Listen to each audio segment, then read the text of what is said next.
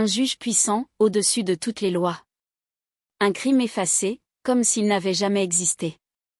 Mais ce qu'il ignorait, c'est que l'homme qui l'a condamné était celui qui allait détruire tout son empire.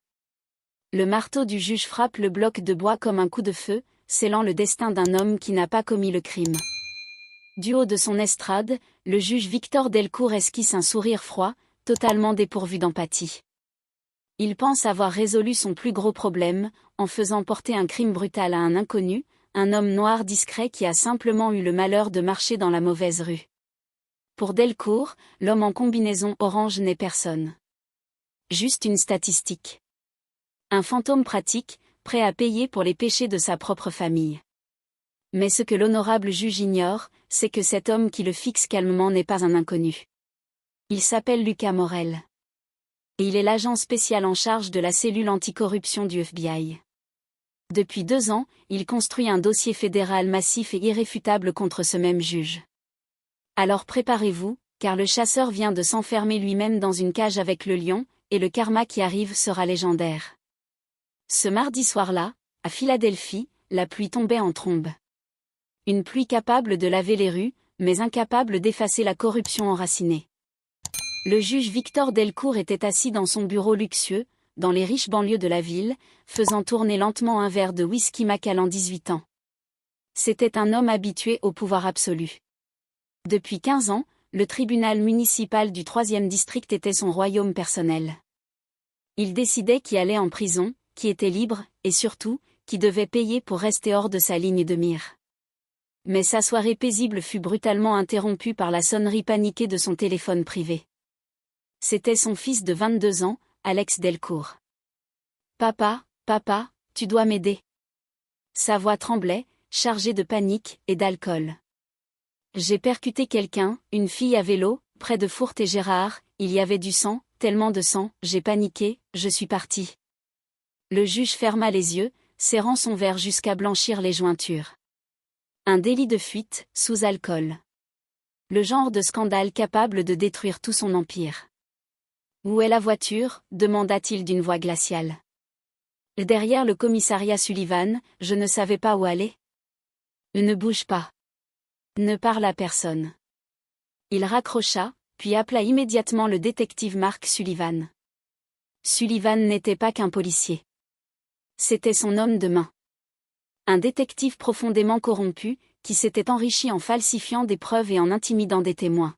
« Mark, nous avons un problème. » Quelques minutes plus tard, Sullivan était déjà en action.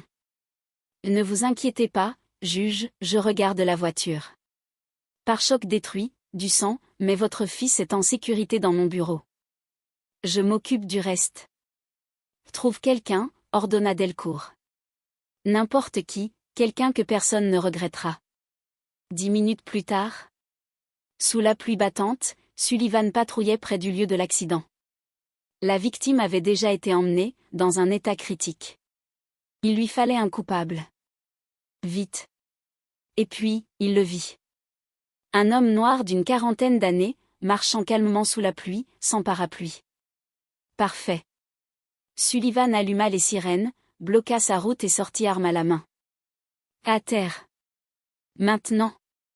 Mais l'homme ne paniqua pas. Il leva lentement les mains, et s'agenouilla sans résister. Non. Lucas. Sa voix était calme.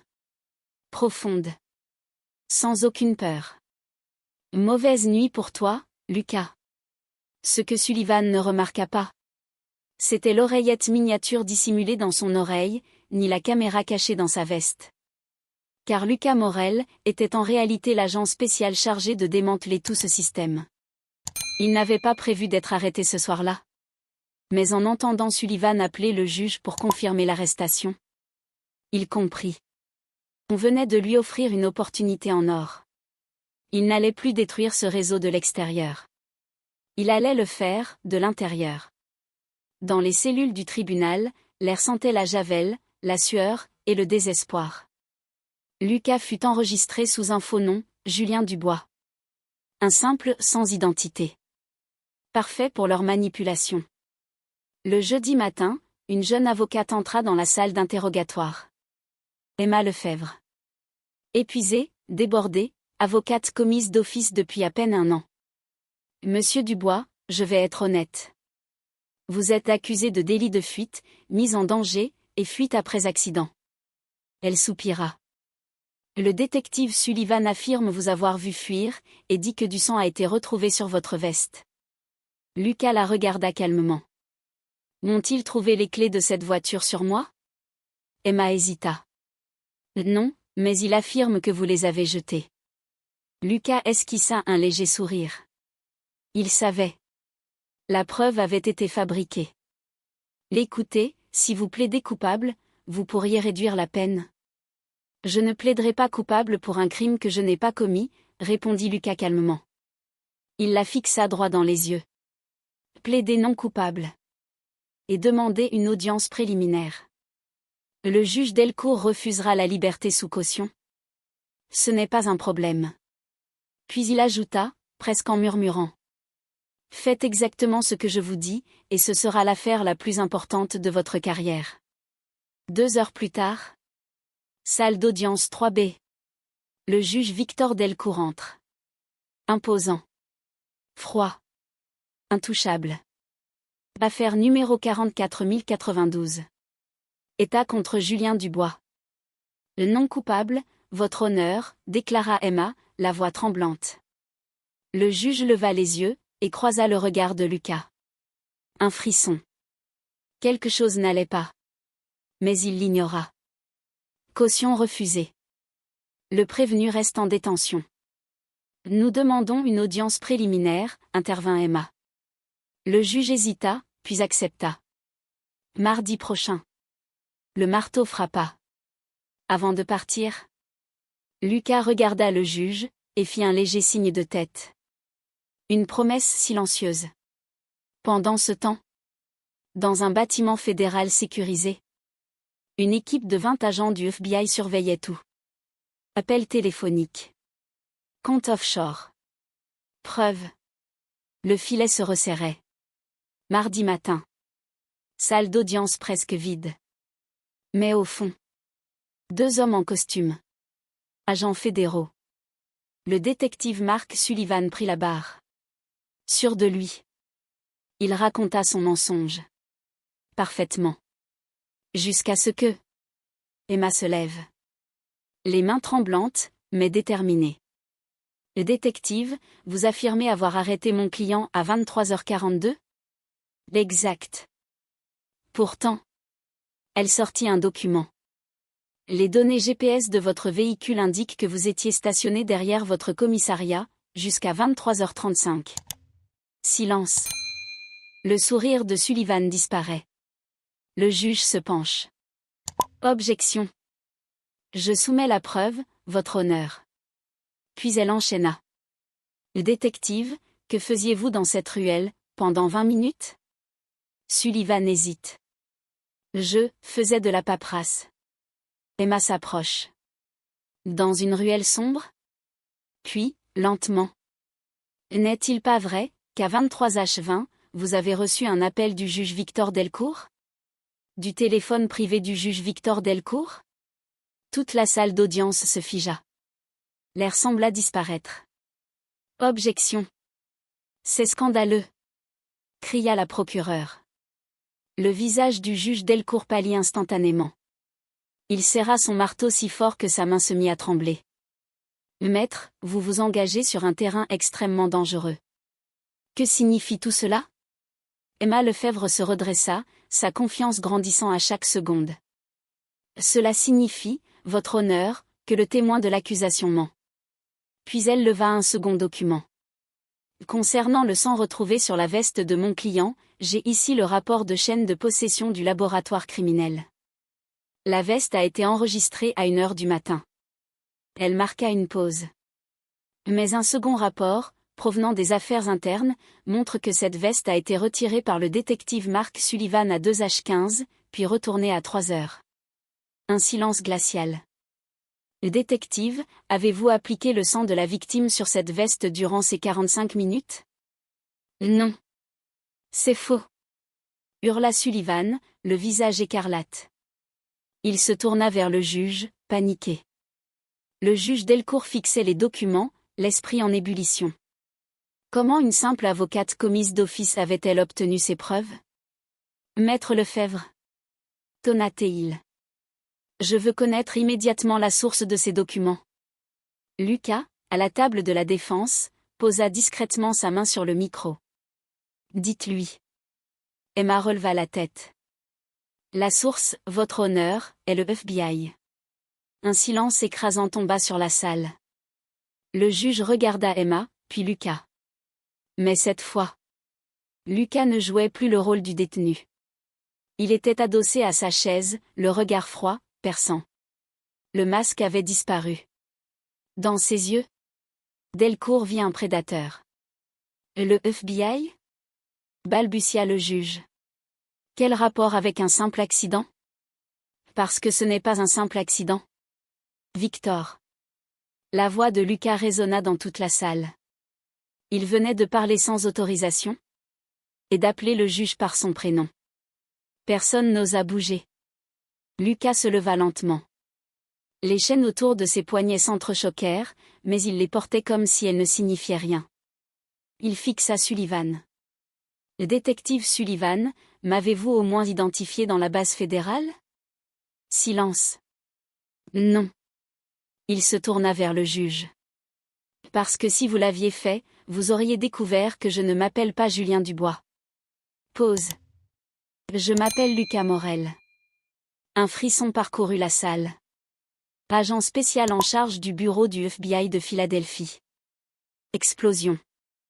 Et vous, juge Victor Delcourt, avec votre détective, venez de fabriquer des preuves, mentir sous serment, et tenter de piéger un agent fédéral. Sa voix devint tranchante. Pour couvrir le crime de votre fils.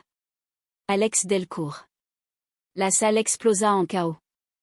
La procureure lâcha son stylo. Le juge devint livide. Silence. Silence. Cria-t-il en frappant frénétiquement son marteau. Huissier. Arrêtez cet homme. Mais personne ne bougea. Tous les regards étaient tournés vers le fond de la salle. Deux hommes en costume s'étaient levés. Les agents Thomas Miller et Julien Hay. Ils avancèrent lentement. Méthodiquement. Leurs vestes s'ouvrirent, révélant leurs insignes du FBI. Agents fédéraux. Personne ne bouge. Sullivan comprit. Trop tard. Il bondit du box, tenta de fuir. Il sort une arme? Cria Hay. En une seconde, elle le plaqua violemment au sol. Un choc brutal. Menottes. Mark Sullivan, vous êtes en état d'arrestation pour conspiration, obstruction à la justice et falsification de preuves. Pendant ce temps, Miller libéra Lucas. Les chaînes tombèrent au sol. Et en un instant, tout changea. Il n'était plus un accusé. Il était l'homme le plus puissant de la pièce. Lucas s'approcha du juge. Vous pensiez vraiment que je me promenais sous la pluie par hasard? Silence. Cela fait 2 ans que nous enquêtons sur vous. Il continua, implacable. Les pots de vin, les comptes offshore, vos liens avec le crime organisé. Le juge tremblait. C'est une chasse aux sorcières. Vous n'avez aucune autorité ici. J'ai informé le procureur général ce matin à 4 heures. Pause. Et le directeur du FBI a validé cette opération. Puis, plus froid encore. Nous étions prêts à vous arrêter le mois prochain. Mais votre fils a tout accéléré. Le visage du juge se brisa. Vous avez paniqué. Vous avez couvert un crime. Vous avez choisi un homme au hasard? Il s'approcha encore. Vous avez juste choisi le mauvais. L'agent Miller, exécutez le mandat. Victor Delcourt, vous êtes en état d'arrestation pour racket, fraude et obstruction à la justice. Vous ne pouvez pas faire ça. Cria-t-il. Ce n'est plus vous, la loi. Au même moment. Dans un luxueux Penthouse. Alex Delcourt était réveillé en sursaut. Une explosion. La porte vola en éclats. FBI. Main en l'air. Une équipe tactique entra. Laser pointé sur lui. Ne tirez pas. Je suis le fils du juge. On sait exactement qui tu es. En quelques secondes, il était menotté. Et il craqua immédiatement. C'était mon père. Il a tout organisé. Je vais tout vous dire. Retour au tribunal. Le juge, humilié, menotté, tremblait. Lucas s'approcha une dernière fois. Vous allez à la prison fédérale de Louisbourg. Puis, calmement. Beaucoup des hommes que vous avez envoyés là-bas, vous attendent. Le juge s'effondra. Pitié, j'ai de l'argent, des informations. Votre fils vous a déjà dénoncé. Silence. Destruction totale. Faites-le sortir par l'entrée principale, ordonna Lucas. Mais la presse est là. Parfait. Les portes s'ouvrirent. Flash. Cri. Caméra. Le juge Victor Delcourt, autrefois intouchable, descendait les marches, en larmes. Menotté. Devant tout le monde. La porte du fourgon se referma. Comme un marteau final. En haut des marches. Lucas regardait. Calme. Froid. Le piège avait fonctionné. Parfaitement. Et cette fois, le système corrompu s'était détruit lui-même. Le pilier principal, celui qui soutenait tout l'édifice, venait de s'effondrer. Dans les salles d'interrogatoire froides et stériles du bâtiment fédéral de Arch Street, les rats commençaient déjà à se dévorer entre eux, à une vitesse brutale. Le détective Mark Sullivan, confronté à des décennies de prison fédérale pour violation des droits civiques et falsification de preuves, fut le premier à craquer. Sullivan était un survivant. Un prédateur de rue. Pas un martyr prêt à se sacrifier pour un juge déchu. Quand l'agent Thomas Miller fit glisser une photo brillante sur la table. Une photo montrant Sullivan recevant une enveloppe épaisse d'un membre connu de la famille criminelle Falzon. Tout s'effondra. Son visage devint gris. « Je veux l'immunité, murmura-t-il, la voix tremblante. Je peux vous livrer tout le réseau, mais je veux une immunité totale. Miller croisa les bras. Tu n'auras pas d'immunité. Seulement une réduction de peine, si tu ne me fais pas perdre mon temps. Silence. Donne-nous les comptes offshore. Donne-nous l'implication du maire. Et peut-être, tu n'iras pas dans la même cellule que les tueurs que tu as piégés. Sullivan avala difficilement. Puis, il parla. Il raconta tout. Les pots de vin. Les jugements truqués. Les preuves manipulées. Les comptes secrets. Même l'emplacement d'un registre caché dans une banque à Wilmington. Pendant ce temps, le monde d'Alex Delcourt s'était réduit à une cellule de béton de 2 mètres sur 3. Plus de luxe. Plus de pouvoir. Seulement la peur. Son avocat, maître Robert Kessler, tenta de négocier. En vain. Les comptes de ton père sont gelés, dit-il froidement. Tu risques entre 10 et 15 ans. Il marqua une pause. Ta seule chance, c'est de coopérer. Alex, en larmes, hocha la tête. J'ai tout dit, c'était mon père, il a tout organisé. La trahison était totale. Mais au milieu de tout cela, la pièce la plus importante du puzzle. C'était la victime. 3 semaines après l'accident, Chloé Martin, étudiante infirmière de 20 ans, ouvrit les yeux. Dans une unité de soins intensifs. Son corps était brisé. Traumatisme crânien. Côte fracturée. Poumon perforé. Bassin détruit. Mais elle était vivante. Quand Lucas Morel entra dans sa chambre, il n'était pas un simple agent. Il était l'homme qui avait risqué sa vie, pour que justice soit faite. On les a arrêtés, Chloé, dit-il doucement. L'homme qui t'a percuté, et ceux qui ont voulu étouffer l'affaire. Ils ne feront plus de mal à personne. Une larme coula sur la joue de la jeune fille. Elle tendit la main. Lucas la serra doucement. Une promesse silencieuse. Avec les aveux de Sullivan, la coopération d'Alex et les preuves financières récupérées. Le filet se referma complètement sur Victor Delcourt. 6 mois plus tard, le tribunal fédéral de Philadelphie était transformé en forteresse. Barricades, agents armés, hélicoptères. Toute l'Amérique regardait. Dans la salle d'audience, Victor Delcourt n'était plus le même homme. Amaigri, brisé, enchaîné. L'ancien juge, intouchable, n'était plus qu'une ombre. Au premier rang, Lucas Morel. Calme, implacable. À ses côtés, Emma Lefebvre, désormais consultante pour le FBI. Levez-vous. La juge fédérale Eleanor Higgins entra. Redoutée. Inflexible. Sans pitié. Elle ouvrit le dossier. 200 pages. Des preuves écrasantes.